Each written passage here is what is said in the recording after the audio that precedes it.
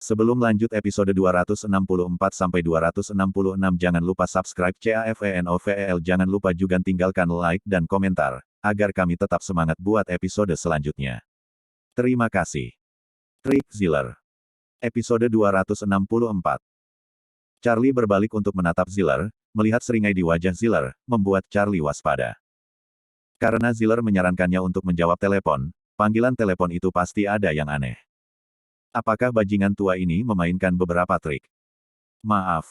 Aku harus menjawab telepon dulu. Charlie meletakkan batu itu lalu mengeluarkan teleponnya. Itu adalah Janet. Charlie pergi ke sudut dan kemudian mengambilnya. Janet pasti telah menemukan Chelsea, jadi dia buru-buru meneleponnya untuk melaporkan berita itu. Tapi Charlie merasa cemas saat mendengar telepon berdering. Janet, kata Charlie pelan. Guy. Jika kamu ingin istrimu hidup, kamu harus kehilangan Tuan Xiao. Seorang pria berbicara di telepon, bukan Janet. Siapa kamu? Charlie menarik napas dalam-dalam lalu bertanya. Jangan tanya siapa aku, tapi lakukan saja seperti yang aku katakan. Biarkan Tuan Xiao memenangkan pertandingan, lalu aku akan melepaskan istrimu. Bagaimana aku bisa mempercayaimu? Tanya Charlie. Kamu tidak punya pilihan selain berhutang pada kreditku. Charlie terdiam selama beberapa detik lalu berkata. Biarkan aku mendengar suara istriku dulu. Beberapa detik kemudian, Charlie mendengar tangisan Janet di telepon. Charlie, jangan pedulikan aku. Kamu harus menang, atau mereka tidak akan membiarkan Chelsea pergi. Apakah kamu mendengarnya? Lakukan saja seperti yang aku katakan, atau kamu harus membersihkan mayat istrimu. Kemudian pria itu menutup telepon. Charlie menarik napas dalam-dalam, wajahnya berubah cemberut. Dia diam-diam berdiri di sana selama hampir 1 menit, dan kemudian dia kembali ke panggung. Maaf, saya meminta jeda 10 menit. Charlie tidak menunggu persetujuan mereka tetapi hanya turun panggung. Mata Ziller ke punggung Charlie penuh dengan kekejaman. Semua penonton bingung. Mereka tidak tahu apa yang sedang terjadi. Banyak orang mulai meragukan apakah sponsor memainkan trik lagi untuk menghentikan Charlie. Charlie tidak menjelaskan apapun, tapi matanya dipenuhi amarah. Dan pembunuhan ringan. Ikutlah bersamaku. Charlie menepuk bahu Lena saat dia sampai di meja dan kemudian berjalan ke kamar kecil terlebih dahulu. Lena panik saat mendengar kata-kata Charlie. Tapi dia masih berdiri dan mengikuti Charlie. Ketika mereka sampai di kamar kecil, Charlie melihat sekeliling dan tidak menemukan siapapun di sini, jadi dia menatap Lena dan mengeluarkan sebatang rokok untuk dihisap. Apakah kamu tahu mengapa aku memanggilmu ke sini? Lena menggelengkan kepalanya, senyumnya masih tersungging di wajahnya. Lena, kapan kamu akan menghentikan permainanmu? Charlie bertanya dengan marah. Tuan Lu. Saya tidak tahu tentang kata-kata Anda. Permainan apa? Lena panik di dalam hatinya, tapi dia tetap bersikap tenang. Charlie meludahkan puntung rokoknya lalu mengikat leher Lena, mendorongnya ke dinding, lalu menyindir dengan wajah cemberut, Lena. Kamu bermain bagus. Penampilanmu jauh lebih baik daripada bintang. Tuan Lu. Apa yang terjadi? Ditekuk oleh Charlie, Lena tidak terlihat begitu panik, tapi tetap tenang. Lena. Aku telah memberimu kesempatan. Karena kamu menolak, aku tidak akan pernah memberimu lagi. Charlie mendengus, lalu memperkuat kekuatan tangannya. Raut wajah Lena akhirnya berubah. Dia merasa sulit bernapas. Terutama ketika dia melihat pembunuhan di mata Charlie, dia takut. Lepaskan aku. Aku minta mereka membebaskan Chelsea. Kata Lena keras. Hubungi mereka sekarang. Minta mereka untuk mengirim Chelsea ke biro polisi dalam 10 menit. Aku memperingatkanmu. Jika sesuatu terjadi pada putriku, aku akan membunuhmu dan menghancurkan keluargamu. Charlie mengendurkan tangannya, tetapi pembunuhan di matanya semakin menjadi. Dia telah meragukan Lena ketika Lena mengikutinya ke kota Z sebelumnya. Dan dia telah mengkonfirmasi bahwa Chelsea ditangkap hanya oleh Lena ketika Charlie menduga Lena telah membunuh Jun dan Shirley, yang telah menyinggung perasaannya di pesawat. Keluarga Lan berencana untuk mendirikan toko perhiasan di Joel City, tetapi tidak cukup hanya dengan memberikan sponsor kepada Stones Association di Joel City. Tapi situasi akan berubah jika Joel City bisa mendapatkan peringkat yang sangat baik dalam kompetisi ini. Toko-toko Lan akan melampaui toko-toko Zuo sebagai toko perhiasan paling terkemuka di Joel City jika Joel City bisa memenangkan permainan. Tapi di Joel City, hanya York yang pandai menilai batu, dan dia tidak begitu terampil. Lena juga mengetahui kemampuan Charlie, jadi dia berencana untuk mentraktir Charlie dengan Chelsea. Sekarang, Lena mengeluarkan ponselnya dan kemudian menelepon seseorang. Bawa Chelsea ke biro polisi dalam 10 menit, dan berikan dia pada Janos Su. Kemudian Lena menutup telepon dan meminta maaf. Tuan Lu. Maaf. Ini salahku, tapi Chelsea baik-baik saja. Orang-orangku telah merawatnya dengan baik seperti memperlakukan seorang putri. Charlie mendengus, lalu melepaskan Lena.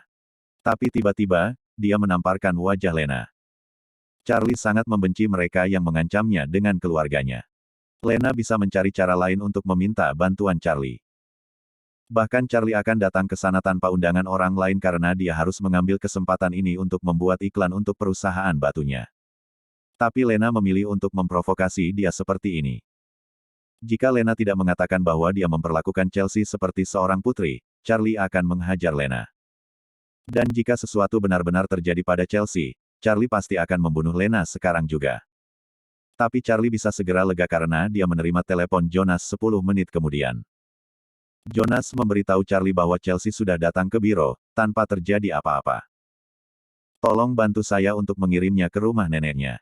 Oh, istri saya juga diculik. Bantu saya untuk memastikan lokasinya, tetapi jangan bergerak. Saya akan menangani ini ketika saya kembali sore ini. Kata Charlie pada Jonas. Charlie menyerahkan kejuaraan. Episode 265. Pada saat ini, Lena mengerti mengapa Charlie Lu tiba-tiba mempermalukannya. Yang diculik adalah istrinya. Bayangkan seseorang yang istri dan putrinya telah diculik, cukup sulit untuk tidak menjadi gila. Dan dia masih tahu bahwa orang yang menculik putrinya ada di sekitarnya. Charlie, apakah istrimu diculik oleh Ziller Xiao? Lena memikirkan Ziller mengingatkan Charlie untuk menjawab telepon, menebak-nebak. Ya. Charlie bersenandung dan berjalan menuju venue lagi. Pikirannya berangsur-angsur rileks karena Chelsea baik-baik saja. Kemarahan di hatinya terhadap Lena tidak sekuat sebelumnya. Tapi dia tidak bisa memiliki kesan yang baik tentang Lena. Charlie berjalan ke platform tinggi lagi, dan semua orang penasaran. Tapi melihat ekspresi Charlie sangat buruk, tidak ada yang berbicara. Nona Lena, apa yang terjadi? York Huang bertanya setelah Lena mundur ke kursinya. Wajah Charlie membuatnya sedikit khawatir. Pertandingan terakhir adalah untuk memenangkan kejuaraan. Charlie tiba-tiba menjawab telepon dan mengajukan penangguhan permainan. Siapa yang memanggilnya? Mer. York, apapun yang terjadi selanjutnya, Anda harus menerimanya. Jangan salahkan Charlie, dan akan ada orang yang membuat pernyataan tidak bertanggung jawab saat Anda kembali. Saya tidak ingin mendengar suara seperti ini di benak Anda. Asosiasi Batu. Kata Lena serius. York terkejut dan memiliki firasat buruk di hatinya. Johnson dan yang lainnya juga linglung, apa yang terjadi? Charlie datang ke platform tinggi dan menatap Ziller untuk waktu yang lama, katakan pada Ken untuk menunjukku jika ada sesuatu, menggunakan taktik tercela ini, itu memalukan baginya. Ekspresi Ziller agak buruk. Sejujurnya, dia tidak ingin sampai seperti ini. Namun Ken memerintahkan agar dia mendapatkan gelar juara. Saya sekarang menarik diri dari pertarungan kejuaraan karena alasan pribadi. Ziller layak menjadi yang kedua di negara ini. Saya terkesan dikalahkan olehnya. Charlie meminta maaf dan membungkuk kepada penonton di atas panggung, lalu berbalik dan berjalan dari peron langsung kembali ke kamar hotel, memesan tiket, dan bersiap untuk kembali ke Joel City. Seluruh venue meledak dengan kepergian Charlie ini. Apa maksud Charlie? Meskipun Ziller adalah orang kedua di negara ini, bagaimana kamu bisa membandingkannya dengan Charlie? Ya, Charlie adalah juara sejati, mengapa dia menyerah? Dan bagaimana dia bisa mengatakan dia tidak menginginkan kejuaraan ketika kami begadang semalaman dengannya dan menyaksikannya terus memecahkan rekor dan menciptakan keajaiban? Berhenti berdebat, apakah kamu tidak memperhatikan bahwa Charlie siap untuk memenangkan kejuaraan? Ziller yang tiba-tiba meminta Charlie untuk menjawab telepon. Setelah Charlie menjawab telepon, wajahnya menjadi pucat dan akhirnya menyerahkan kejuaraan di tangannya. Titik. Apa yang begitu mencurigakan tentang ini yang masih belum kamu ketahui? Ya, itu pasti sesuatu yang digunakan Ziller untuk mengancam Charlie. Baru pada saat itulah Charlie akhirnya memutuskan untuk menyerahkan kejuaraan. Hei, Ziller. Kamu tidak tahu malu. Kamu tidak pantas memenangkan kejuaraan. Ya, Ziller. Apakah kamu malu melakukan ini? Apakah kamu seorang juara atau tidak, tahukah kamu? Kamu sangat tua, aku tidak berharap kamu bermain kotor. Ziller Xiao, aku membencimu dan akan membuatmu hitam selamanya. Pada saat ini, semua orang di antara hadirin mengerti, dan mereka semua mengutuk Ziller. Kejadian ini mendorong Ziller ke tepi jurang. Setelah hari ini, dia akan kehilangan reputasinya. Di dunia perjudian batu, dia tidak bisa lagi bertemu orang. Mendengarkan banjir kecaman dari penonton, kulit Ziller sangat buruk. Melihat latar belakang Charlie yang jauh, hatinya penuh dengan kutukan. Dia awalnya berniat membiarkan Charlie kalah dalam 2 ronde terakhir. Tapi dia tidak menyangka Charlie akan begitu tak tahu malu sampai menyerah pada pertandingan dan memberinya gelar juara. Dia juga licik. Sangat benci untuk menarikku ke bawah bahkan sebelum pergi, pikirnya. Melihat kerumunan bahkan cenderung ingin bergegas ke atas panggung untuk mencari masalah, Ziller mengubah wajahnya dan buru-buru berhamburan ke belakang panggung. Dia sudah tua, bagaimana dia bisa berdiri diombang-ambingkan? Tentu saja, meskipun penonton marah dan merasa tidak pantas untuk Charlie, mereka bisa mengendalikan emosi mereka. Kalau tidak, dengan Ziller yang begitu lambat, bagaimana dia bisa melarikan diri ke belakang panggung dengan aman? Banyak orang tua menggelengkan kepala. Lomba judi batu ini menyegarkan pandangan mereka. Pertama, penyelenggara tanpa malu-malu mengubah aturan, memungkinkan Charlie untuk menerima 10 tantangan berturut-turut dari para master batu judi. Kemudian mereka menantang Charlie untuk begadang sementara waktu dan membiarkan Charlie terjaga sepanjang malam. Akhirnya, saat Charlie hendak merebut gelar juara, Ziller yang berada di peringkat kedua negara itu, keluar lagi untuk membuat onar. Dia bahkan menggunakan taktik tercela dan tak tahu malu itu untuk mendapatkan kejuaraan, yang membuat Charlie dengan paksa memberikan kejuaraan kepadanya. Kesedihan kompetisi batu. Banyak orang tua menggelengkan kepala dan menghela nafas. Pada saat ini, Mu dan Bilson juga tercengang. Mereka memandang Ziller, yang melarikan diri ke latar belakang karena malu di layar, dan tidak bisa mengatakan sepatah kata pun untuk waktu yang lama. Mereka berpikir bahwa apa yang telah mereka lakukan sebelumnya cukup tidak tahu malu, dan mereka tidak menyangka akan ada yang lebih tidak tahu malu. Di depan Ziller, mereka berdua saling memandang, keduanya memiliki perasaan bahwa dunia yang tak tahu malu itu kecil jika dibandingkan. Miss Lena, ayo pergi. Kurasa Charlie harus bergegas kembali.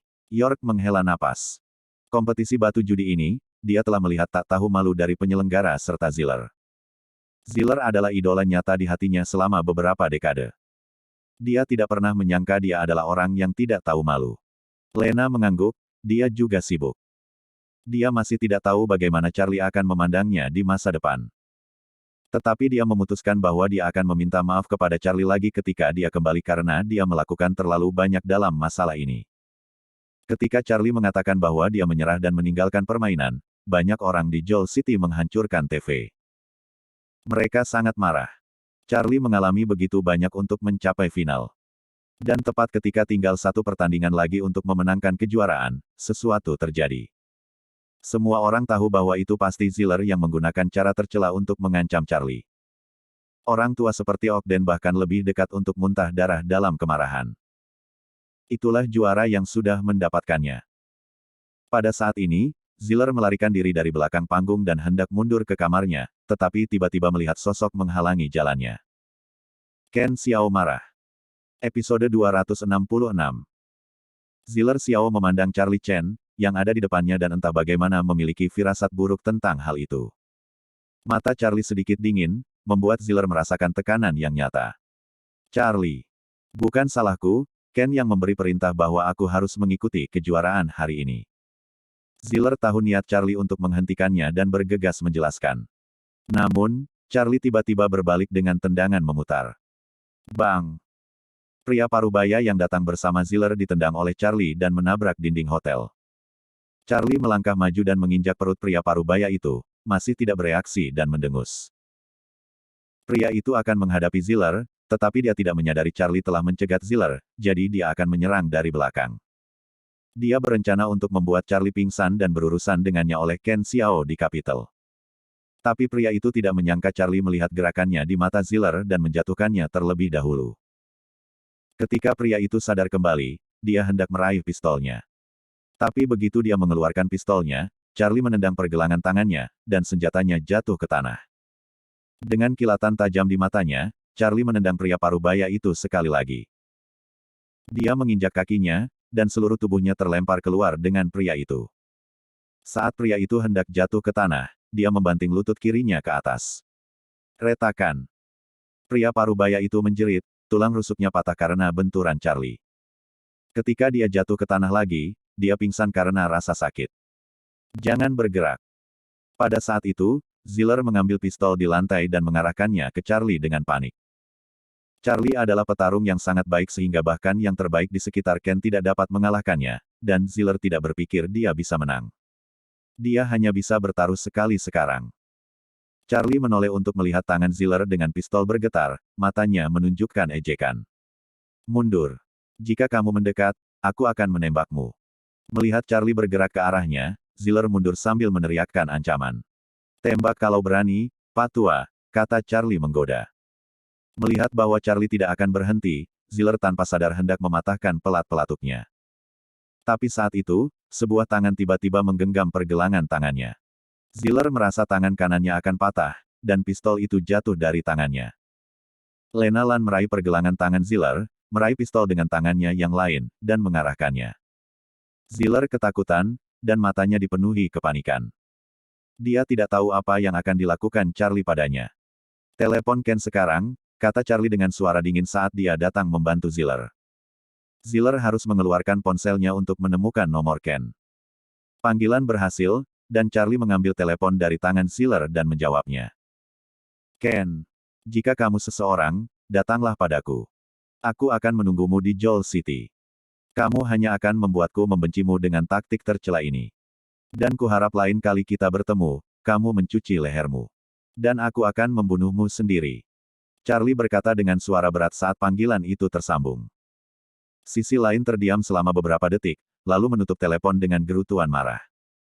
Ken terlihat tidak ramah, dan begitu dia mengangkat telepon, dia menyadari bahwa itu adalah Charlie. Bersiaplah, aku secara pribadi akan pergi ke Joel City dan membunuh anjing itu. Seekor anjing hilang yang berani mengancamku akan dibunuh dengan tanganku sendiri.